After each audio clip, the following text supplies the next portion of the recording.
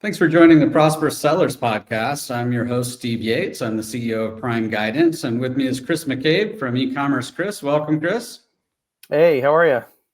Yeah, good to have you on. I've known you for many years, and I've known that you are a wealth of information, especially around problems that e-commerce sellers face, Amazon sellers in particular, things like reinstatements and just all sorts of kind of slaps on the wrist that Yep. sellers get, as well as impacts from competitors and such. So why don't you give a brief intro into who you are, what you do, and some of the core areas of focus?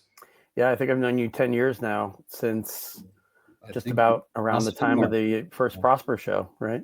Yeah, that's right. And so for now 11 years, we've been doing our core services are account suspension, appeals, reinstatement projects, whether it's ASIN level or account level.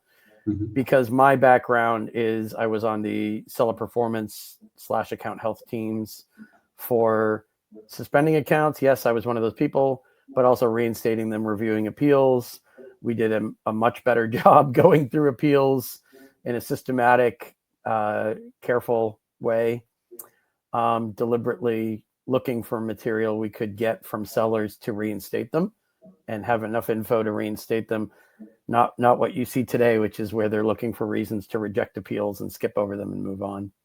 Mhm. So it's changed a lot on my former teams, but myself and the other ex-Amazon people I work with, we've been doing this for over 10 years, whether it's compliance. Things have changed a little bit over the years. Now we do brand registry troubleshooting. Brand registry wasn't a thing back when you and I met. Mhm. But we do abuse reporting.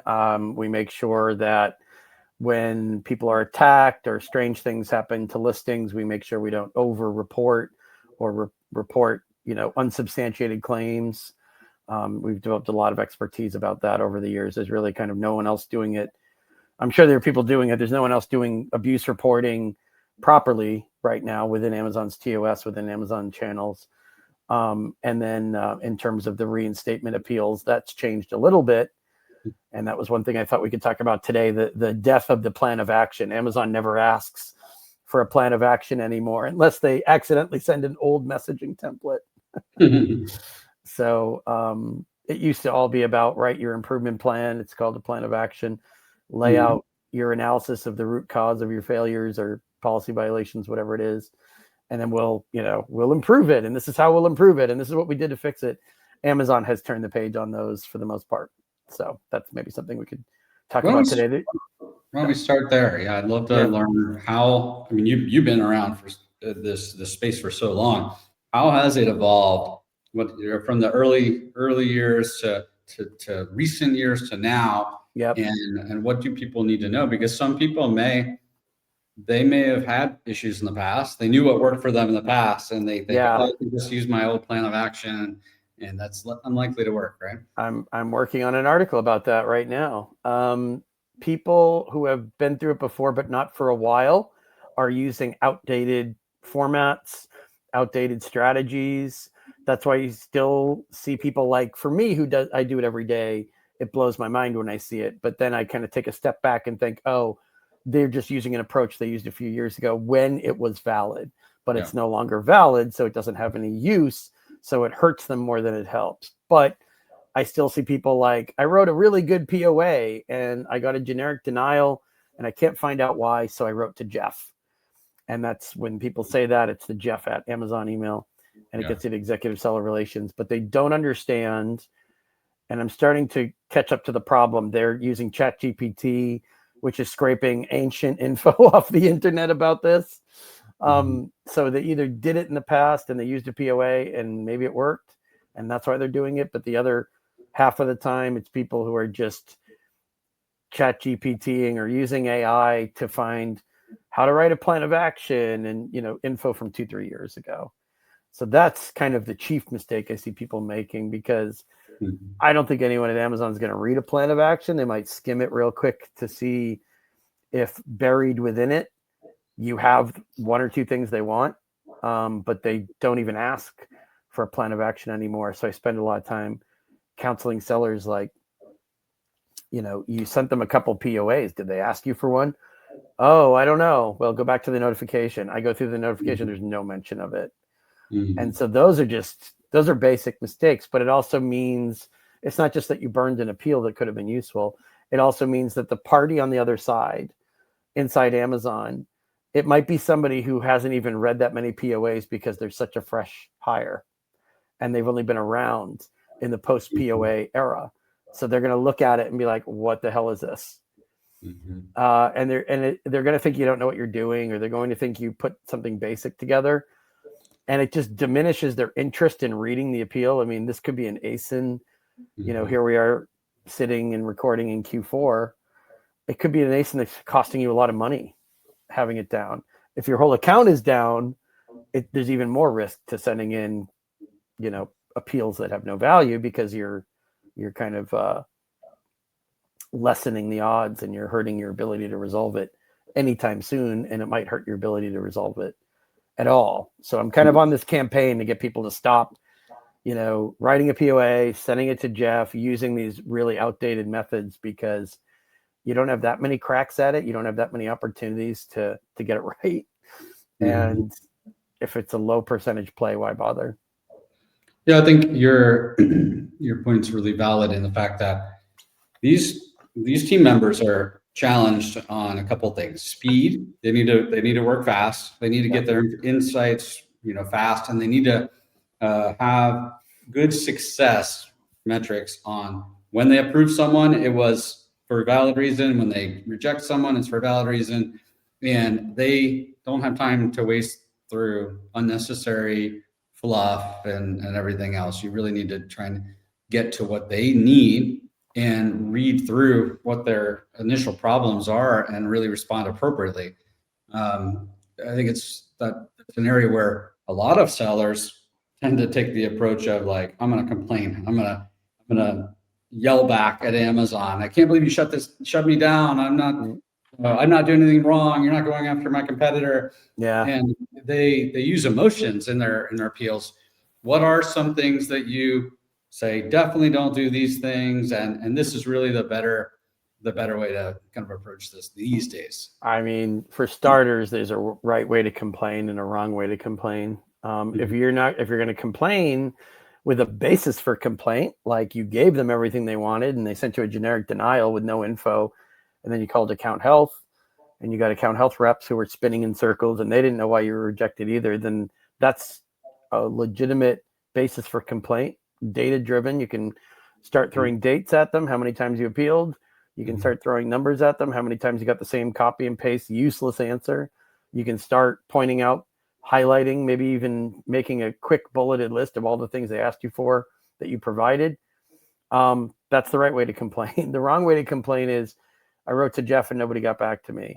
I called account health and they're useless. I've lost a lot of money. Nobody can tell me what. I was talking to a seller yesterday. Their first 5 or 6 appeals were all based on complaining that Amazon hadn't provided them with information about why they were taken down when they had asked. They had submitted all these appeals asking questions, which that'll be thrown away immediately.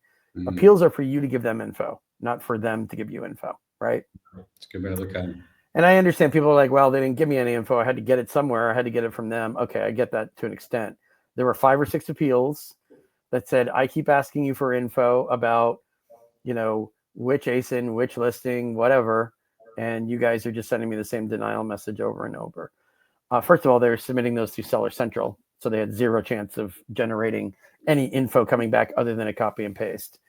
If it's an email escalation and you're saying, I have absolutely no ability to get any of the info you want, maybe that's worth it if you're desperate. Most cases you can come back with some info. You can do some research, you can do some digging. The way it came across, it was obvious. The way it came across to Amazon was, you don't feel like sitting down and doing your homework. You don't feel like doing any research.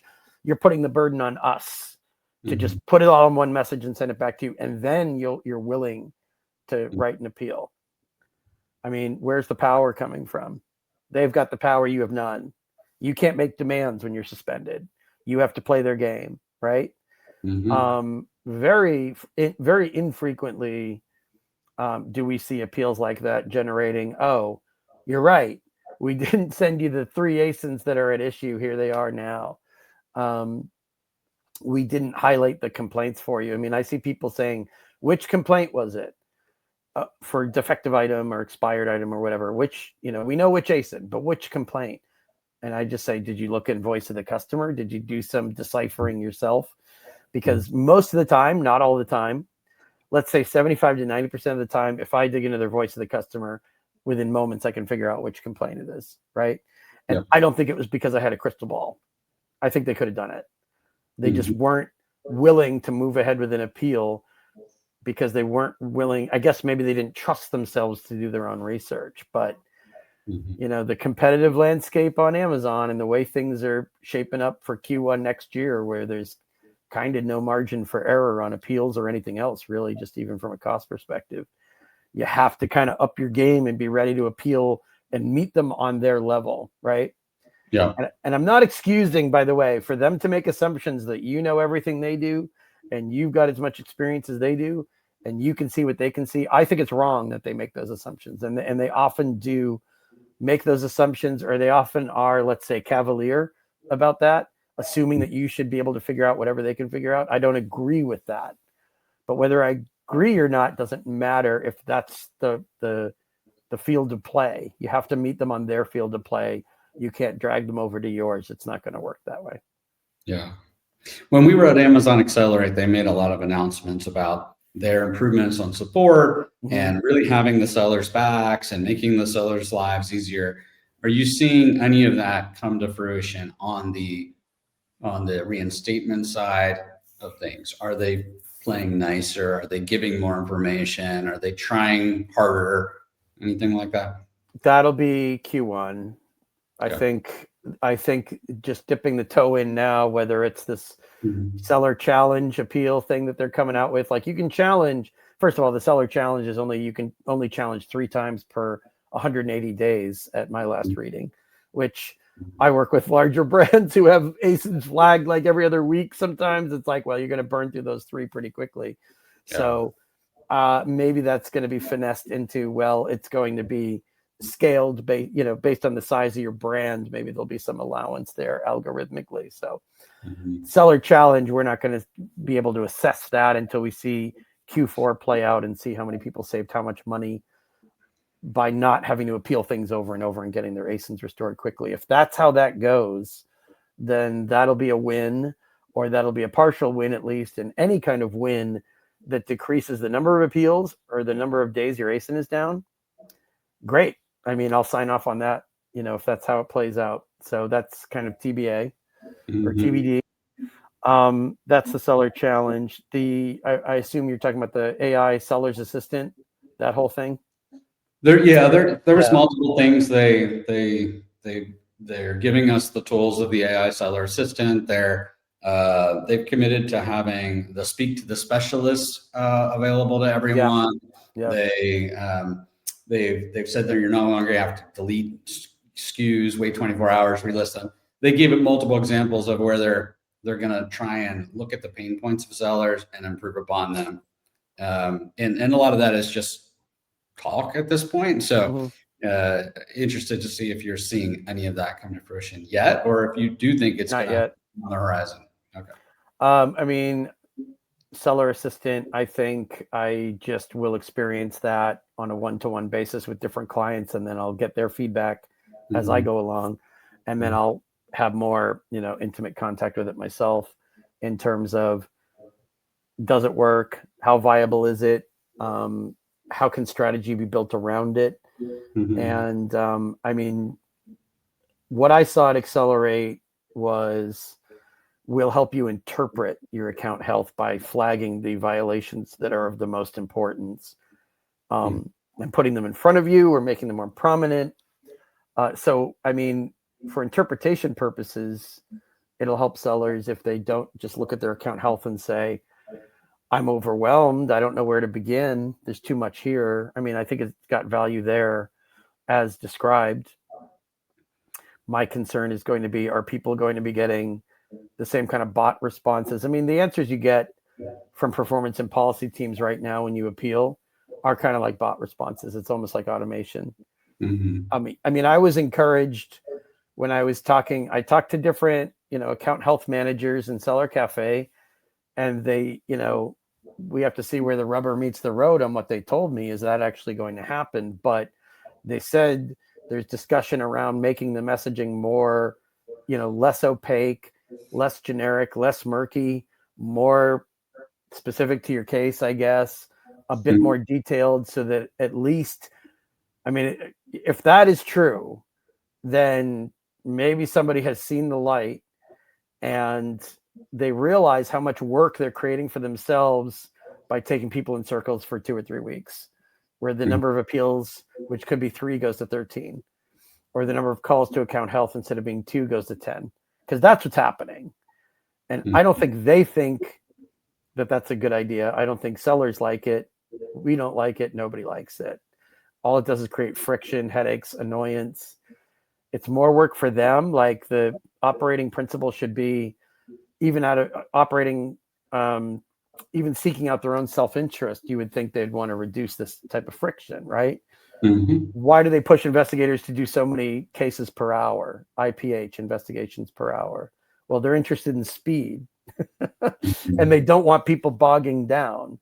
Well, here's an idea. Maybe you won't bog down if you intentionally create systems that make people appeal 6 times more than they have to. I think that's a really important piece that Amazon hasn't figured out yet, because these canned responses just kick things down the road. I can take them at their word for the moment. We'll see how it plays out. They told me 2 months ago, 3 months ago, whatever that was, that they're in discussions. It sounds like, we can take just the account health team for the moment. It sounds like they want to say more when sellers call them, but they feel constrained and they've got their hands bound behind their backs. So the question becomes, will their hands ever not be bound behind their backs? Will they be able to speak at least a little more freely? If they do speak more freely, does that mean relevant details? Does that mean more window dressing? Does that mean appeals advice? I've heard enough how to write an appeal, how to think through the process. I've heard enough of that on hundreds of account health calls over the last 2-3 years to know that should not be the primary function they have when the seller calls them, because a lot of them, they're just reading from a script, or they're just making stuff up, or they're just kind of drawing from their mental reservoir of what they had in the last conversation. It's generic advice. And if that were enough, and if that were useful enough, so fewer people would contact me, so fewer people would keep calling into account health.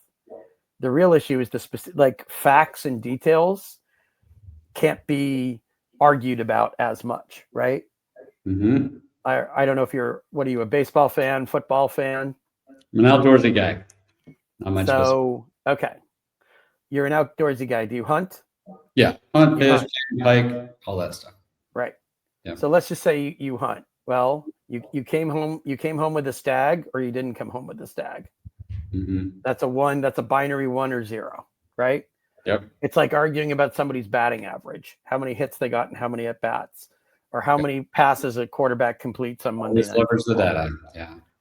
The data is the data is the data. So unless you're saying data has been fudged, or unless you think somebody's, the famous book, How to Lie with Statistics, unless you think something like that's going on, numbers don't lie unless people make them lie, right?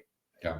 So if those calls with account health or catalog, or any team you talk to, even talking to compliance teams, we've got compliance experts and consultants who talk to compliance all the time. If they just want to finesse how you grease the wheels and how a process works, and discussing something arbitrary or something subjective, like, well, has this process actually broken down or not? You're not going to get anywhere. You're going to spin your wheels. If they want to talk about how many actual days have passed, how much revenue has been lost while somebody was, quote unquote, reviewing something, that's concrete, and that's specifics. And that, I'm encouraged to believe that that's where we're going in Q1, where more of those numbers, specifics, and facts and details will be opened up and discussed. And maybe even SaaS core reps. Most of our clients have SaaS core reps. They still need us to fix stuff because their SaaS core reps also have their hands tied behind their backs, and they can't access certain things, and they can't say certain things, and they can't learn or find out certain things. Same principle. Maybe that'll finally open up in 2026, because otherwise we're looking at another year where people call account health 4 times and get 4 completely different answers. And I just don't see the utility of that. And unless something's changed, you generally won't find out the true reason. Even if you get reinstated, they're not going to come back and tell you why. So there's often this mystery with Amazon. You've got to try and read between the lines, do your best, use the data, and don't expect answers to all the problems. Yeah. You mentioned AI and looking at old data. I think that's a really relevant reason not to leverage AI for things like reinstatements, because the pull of learning is from a long period of time. We know Amazon's like, 3 months is like 3 years by average e-commerce. I mean, it moves so fast. And also, I think that every time I go to a conference with you, I ask you like, hey, what's going on? What are you? And it's always something. It's always like, oh, we're dealing with tons of variation, abuse issues, or we're dealing with tons of reinstatements, or we're dealing with, whatever. You always are facing a repetitive kind of new challenge with Amazon sellers, and you're able to see at that moment what's happening across many sellers. That helps you pinpoint the problem, like what's the root of the cause here. And once you learn what works on one account, you can leverage that across multiple accounts much more easily. And I think that is something that not every seller kind of understands the value of that. I hope that changes, because other things we're seeing are sellers being overly trusting with services they hire, some of whom do what we do. Some of them are marketers. This comes up a lot with review abuse, review manipulation. Mm-hmm. We're just putting something. I mean, this happens in our space because there are people that we've barely heard of who say they've been doing this for 10 years, or they've got 10,000 service reviews, and none of it's real. But they say they're TOS compliant. Oh, we're this is I think one reason why Amazon created the service provider network, right? Is because people were putting all these outrageous claims on their website. We used to work at Amazon, and of course they never worked at Amazon. Or, we've helped thousands of sellers over 3 years, and of course they're just making that up. It's sellers who are susceptible to claims without vetting them, either because they think they're too stressed, or they think they're too rushed, or they do things hastily. But vetting service providers, Amazon holds you responsible for who you hire, right? If you hire some crappy lawyer who does crappy appeals for you when you got your account down or ASINs down, they're blaming you for hiring a crappy lawyer. They didn't force you to do it. They suspended you, which triggered you to do it, but that didn't exonerate you from having to vet the service. Same thing with review manipulation. I still see all these services out there doing rebates after the order, doing free gifts, trying to encourage positive review. This stuff is still going on, but not behind the scenes, like in a dark room somewhere. These are like known services. I still see it. All that ends up happening is sellers write appeals that say, I'm sorry, I take responsibility. I didn't know these guys were against service, TOS. Their website said, sometimes they even have screenshots. And I really just don't think pointing fingers at services works anymore. Maybe last year or the year before, you'd get more compassion. This is the age of zero tolerance. And the biggest headline, like if I saw you at Prosper Show, which I'm sure we talked in my booth, I'm sure we had dribs and drabs of it then, but throughout 2025 into the new year, one thing became clear: they are not joking around with zero tolerance. This became their big initiative for the year, which is no excuses, no blaming employees you weren't watching, no throwing your VA under the bus. That was very popular in appeals last year. Oh, had a rogue VOA, said they knew what they were doing, didn't know what they were doing. They broke policy. Sorry, we fired them. Marketing services, lawyers, whatever. These people are charging you money. Of course, they say that Amazon loves them. Of course, they say terms of service compliant. You have to be the one who attaches the filter, and you have to query them, and you have to vet them, and you have to investigate them. I guess I would say investigate them like an Amazonian would, even if you're not 100% sure what they would ask. But err on the side of caution and conservative approach, because you don't get that many chances. They started saying, prove us wrong, prove us that we falsely accused you. Otherwise, you're not getting your account back. That happens 10 times more often now than it did 12 months ago. And they're looking at those, they're connecting dots, right? They're connecting IP addresses, email addresses. If the same provider is working with 100 different sellers that all did something nefarious, they're going to pick up on the fact that, wait a minute, there's a correlation here. And then some random, legitimate seller uses them and doesn't realize that these guys are bad actors. Now you're stuck in that mix. You don't want to do that. You want to be really focused on reputable companies that are always above board. Yeah. And if you're acknowledging, back to the reviews abuse example, if you're acknowledging or admitting that you did these things in your appeal, you got to give details on the service. You can't sugarcoat any of it. You can't skimp on the details. Yeah. Most of the time, they already know the service, because a lot of times your competitor buys from you and they see your insert, or they get your messaging sequence, or they see your whole funnel. This was a big thing a few years ago with the ManyChat messages, right? Mm-hmm. People were just harvesting the whole message sequence. Are you happy with us? Could you leave us a review? It'd help us out. Do you need us to refund you? Well, talk to us. Don't leave a review. Talk to us first. All of that was just sent straight to Amazon with screenshots. Yeah. Back then, you had more of a chance to write a plan of action or apologize, or, you want to go back to 2022, 2023, those things are still viable and relevant.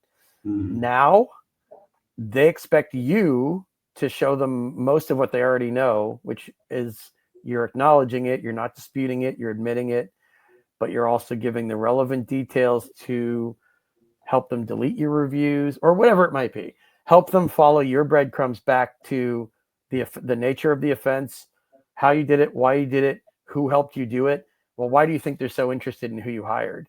They want to get rid of those people too. They don't like, it's not just you. You're not the only person who hired that service. They don't like all of the sellers who hired that service or marketing company or whatever. I've seen the funnels. We have a service on my site where people hire us just to go through the funnel. Well, what happens most of the time? I pick it apart and I say, stop doing this. And then the answer is, why do you say stop doing it? It's TOS compliant. It's TOS compliant based on your conversation with Amazon abuse people, Amazon compliance people, your conversation with an expert who's actually an expert, or you made your own independent judgment that it was TOS compliant. And what was that basis? Because if you're taking somebody's word for it, forget it. Yeah. You're not going to last. Yeah. So you brought up inserts earlier. I think it's a common situation these days where sellers either they're using them wrong or they're not using them because they're fearful of using them. And I want to make sure that we can kind of gain some clarity around your view on this. So I'll tell you my view. Don't give a coupon. Don't do what you just gave as an example. If you're happy, leave a review. If you're not happy, contact us. But our general philosophy is, if you want to ask for a review, there's nothing wrong with that. Just ask for an unbiased review, or give them a QR code to go to their review page. If you want to provide your contact information, need help, we're here for you. That the manufacturers should be, available to customers to resolve problems. Yeah. And maybe sharing your social pages or something. Very basic, nothing that should be concerning to Amazon, and it's aligned with what a brand or package generally would have. That's my view. What are your thoughts? Any of the stuff I mentioned, something you would recommend shying away from? A lot of people ask, I'll give them an example like that, and they'll say, okay, so it's not okay to use inserts, and they're missing the point. The question has never been, is it okay to have an insert or is it not okay to have an insert? The question has always been, what do you have in the insert? Is there a QR code? I mean, I will admit that in the past, Amazon didn't care if you were harvesting email addresses with using that barcode. If you're doing that now, you can expect to fail. And I say that based on multiple things. The types of suspensions I've seen, the messaging, Amazon clearly called out in the messaging. You've been asking buyers for private info. Sometimes it's a physical address that you're trying to get, so you can send them something. It shouldn't take a lot of thought to understand that Amazon doesn't want you getting physical addresses from people that you don't need. They don't want you sending it extra additional stuff. They don't want, I mean, some buyers just complain about spam. It's not that you sent them like a gift and expected something out of it. People don't want to be pestered, but it's also people don't want you to have their shipping address, and people don't want you to have their email address. People at Amazon don't want you to have a buyer's email address because it's making more work for them. It's a higher risk that you're trying to market to them off-site. Not so much for diverting sales. There were 2 or 3 people at Amazon that said this could be used for diverting sales. We haven't heard that language in years. So I think that might have been their take on it, their personal opinion. It wasn't necessarily like implementation or execution of a policy. But it's not so much that. It's more because most people are selling most of their products on Amazon. It's getting their email address so you can make them special offers, or you don't ask them for a review today, but down the road you offer them a percentage discount, maybe a free accessory for the gift for the product they got, or maybe you offer them a gift down the road. Whatever you do, it's because you harvested their email address today through a scan of a QR code today. And I had a lot of people arguing with me, when buyers willingly give us their email address, we are not breaking policy. That is not true. Go to the code of conduct, read it to me. If you want to call me or email me and read it, and if you want to message it out to me, fine. The code of conduct mentions the right way. I mean, technically, if you go through the code of conduct, you're only supposed to message buyers through comms manager, buyer seller messaging. That's the only way you're supposed to communicate, period. Yeah. So getting their email address, no, that's not how you do it. There is some gray area wiggle room in the influencer space. I will admit that. And that's worthy of a discussion maybe in the new year. Because influencers aren't necessarily paid to leave a good review. Unfortunately, a lot of influencers still have their orders refunded, and they do buy it on Amazon. So it's a verified, if they do leave a review, whether or not you ask for them to leave a review, if they do leave a review, it's for a verified purchase. And if they've been refunded, that's also against the rules. So inserts don't have as much value as they used to. I haven't seen anyone busted for having a customer service number on there. But emailing offers, doing things that a competitor can easily catch you doing. Competitors know how to report you way, way easier now than they did before. And if they're sophisticated about it, they know how to get and keep Amazon's attention until they enforce against you. And it's like, what value do a handful of reviews have if you end up risking your whole account? Like, you lose the benefit. So let me ask you this. Let's say, this is a more granular question. Let's say the customer has a QR code that takes a customer to their website for recipes, how to use the product, how to install the product, something like that. And they're not forcing them to get any information, but the customer then goes to their homepage and after consuming the content, and they have a standard pop-up modal that pops up before the customer exits. Have you seen any problems with that occurring? The pop-up asks them for an email address to join an email list. I mean, most of what I've seen is join an email list. Yeah, that's generally what it would be, but it would be a site-wide thing. It wouldn't be based on that special page. They're not doing. There could be offers on. It depends. There could be special offers on their page. So you've pushed them to that page where there are discounts or special offers. Whether or not you ask for a review no longer matters. Obviously, if you ask for a 5-star review, that's a problem. But if you give somebody a gift or you give them a steep discount and then you ask them whether or not you ask them for a review. If they get a benefit because you directed them towards that benefit, Amazon assumes they're more likely to leave you a positive review. You're tipping the scales. Yeah, and I think that finessing it with, you're kind of giving the warranty example. Usually people would say, oh, there's a product warranty, we're obligated to give the warranty. Using warranty as a gateway to other things is tricky and it's risky. Info about the product is supposed to be in the packaging with the product. You're not supposed to have to say, a lot of brands have their URL on their packaging anyway, right? Yeah. So you know how to get to their website. You wouldn't necessarily have to send them a message to tell them we have more info about the product on their website. Totally. They can find your website if it's on the packaging. But be careful of what else they see when they go to your website, right? Recipes and stuff like that. It cannot be used as a gateway to offers. And most brands I know have special offers on their websites. So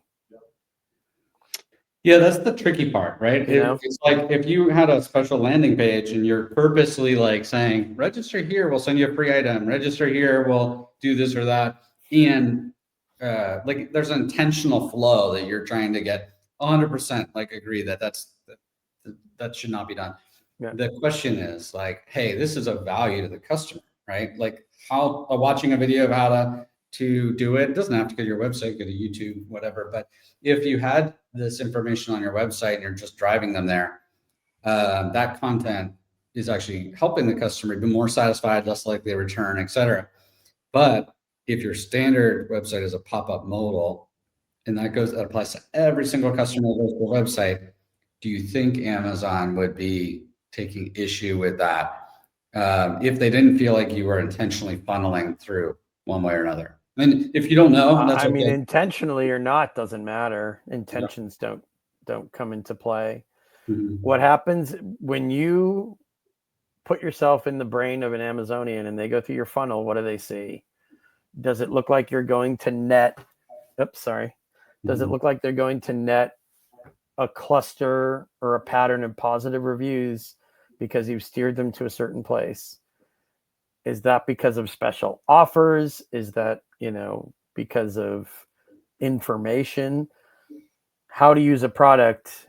There are people who have like YouTube links on inserts. I haven't seen people getting busted for that. Make sure there's no special offer there. Of course. But if there's a special offer on your website and you steer them to your website, your competitors are going, it depends how aggressive your competitors are. They're going to argue to Amazon that you're getting an unfair advantage, that you're boosting your positive reviews. They might make allegations just to see what sticks. If that investigator, PRA team member, product reviews abuse, if they go and look at how many reviews you got over a period of time, and if they see a spike, they're going to think that that's confirmation that your promotion was driving up positive reviews. I don't know if they're going to hassle you about sales rank if you didn't get reviews out of it, but you have to make your own independent determination how much you're willing to risk. Sure. I know this stuff is tempting. I know people are suffering on the sales side and competition is fierce. And I know people want to believe these things, but don't let somebody sell you a fantasy. That's just, you're definitely not going to compete with your competition if you're down for 3, 4, 5 weeks. That's going to kill your sales rank if nothing else. Yeah, for sure. I know some brands will offer like an extended warranty if you register for the warranty. I don't even know if that's legal, to be honest. But it happens. I've seen it happen. Have you seen Amazon? To me, that seems like a more likely thing for Amazon to say, hey, you're intentionally getting the customer's contact information through that strategy. But if the brand says, well, I'm doing it for all products that we sell across all channels. Yeah. What are your thoughts on that? It certainly helps if you keep treating all consumers, all buyers the same, whether they're Amazon or not. Mm-hmm. The problem with the warranties were they were being used as a gateway to offers or to harvesting information from buyers that the seller didn't have up until that point. Wow. I mean, the biggest problem this year has been I've seen Amazon call out specific behaviors that they never mentioned before. They started saying free gifts in the message. They started saying you're trying to access private information from buyers. They didn't call it out like that before. And also, not just in the generic messaging that you get in Seller Central responses, I've seen people emailing directly to executives at Amazon, pleading for assistance and for reinstatement. And the responses, whether it's from that executive or from one of their direct reports, sometimes it specifically calls out, you used warranties. I've seen a message like that. I don't have it handy, but I remember what it said. And it accused them of, look, you were using warranties to promote access to special offers or gift cards, or I think it was like a certain percentage off their next order. So don't tell me that this was just to give a warranty, because there was something else you were trying to do. So that makes it as clear cut as I always thought it was, really. I've been kind of saying the same thing for years to people, and now you at least get written confirmation of it in some of the responses to escalations. Well, you're not going to dispute or argue with that at that point if you've escalated it to that level and you got rejected. So you mentioned zero tolerance policy for people that have had problems in the past. Now they face another challenge. How has that changed for repeat violations? Right. So up until this year, it was like reoffenders were probably not going to get reinstated. They would have less of a chance of being reinstated. Let's just stick with the reviews abuse example, but it could be ASIN variations, or it could be something else. It could be messaging buyers, messaging to other sellers. A lot of people got in trouble for sending cease and desists to other sellers, spamming them and attacking them. Through buyer-seller communication or outside of Amazon? Both. Well, I mean, somebody can just show it to Amazon if it's not. They were also doing it through buyer-seller communications, but just sloppy stuff that violated the code of conduct or violated, terms of service. So here's the thing. In the past, up until this year, it was like, well, if you're a first-time offender, you have a much better chance of fixing it. Maybe you can appeal it, explaining what you did wrong, explaining your misunderstanding with the policy, whatever. And you've got a shot at coming back, having acknowledged the violation. This year they started this, or last year they started this thing, which continued on into this year, saying you have a dispute-only path. We don't care if this is your first offense or not. That's the zero tolerance part. First-time offenders can be kicked out and kept off, right? So you could be a one and done. And in the last handful of months, I've started having to do content around this phrase, one and done. You could be a one and done. Some offenses are deemed serious enough that they can't risk having you back. They can't risk exposing their buyers to you. And you don't have a basis to complain if you're admitting fault. You're admitting that they took the right action. And you're kind of, at that point, you're at the Hail Mary stage from the word go, or you're just pleading mercy and you're throwing yourself at their feet. The reason for that, this is maybe a theory on my part. The reason for that is because a lot of people were expecting reinstatement on their first offense. And so they were doing it and breaking rules deliberately, thinking, what do I have to lose? Well, I mean, people told me point blank, like, I'll just hire you if I get caught, and you'll do the appeal and you'll help me get back up. So now that's an easy conversation to have. I can just say, what about if you're one and done? What if you could hire anybody in the world and no one can help you because of the severity of the offense? That's zero tolerance. People still get reinstated that break policies. I'm not saying that everyone's one and done, but zero tolerance means they reserve the right to say, you know what, we're putting you in that bucket and you're going to stay there.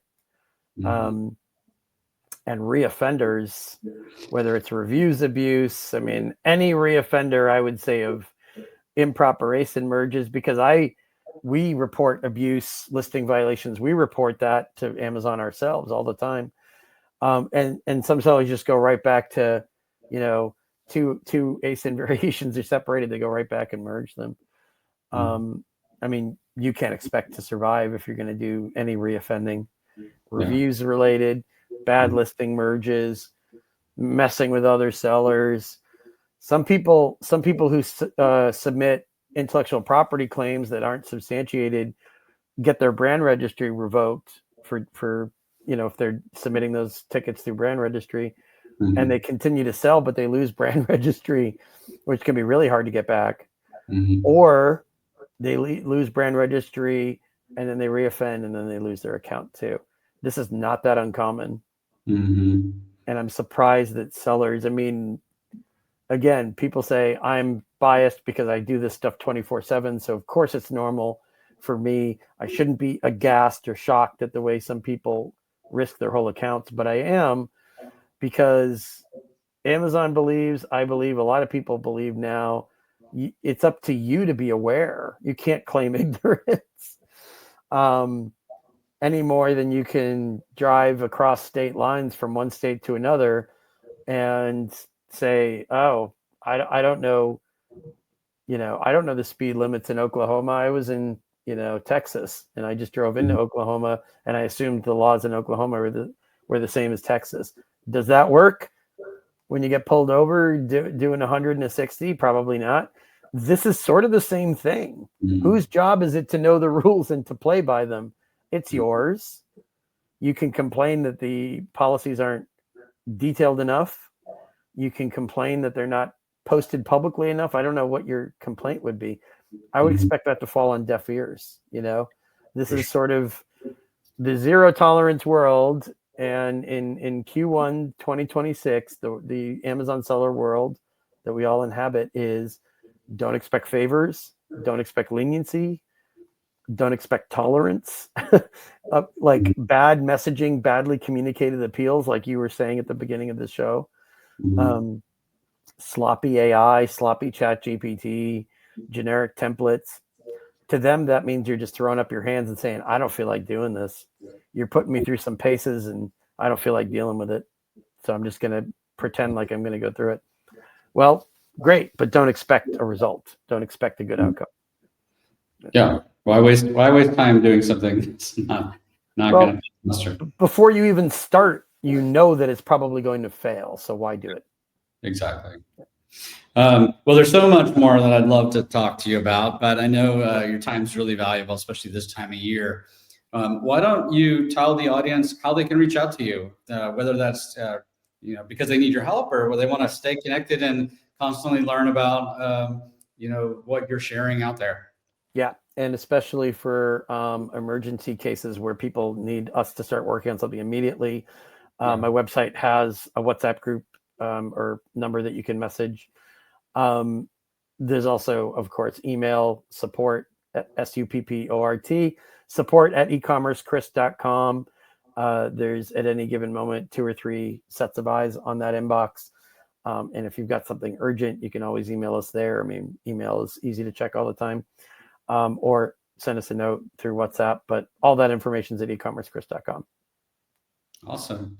Well, thanks so much, Chris. This has been great. And like I said, lots we didn't cover. So maybe we'll have to have you back again sometime and talk about more things. So happy to do so. Thanks for having me. Awesome. Thank you. Have a good day, everybody. And thanks for joining the Prosperous Sellers podcast. And if you ever need to reach me, I'm also available at primeguidance.com. Thanks, everybody.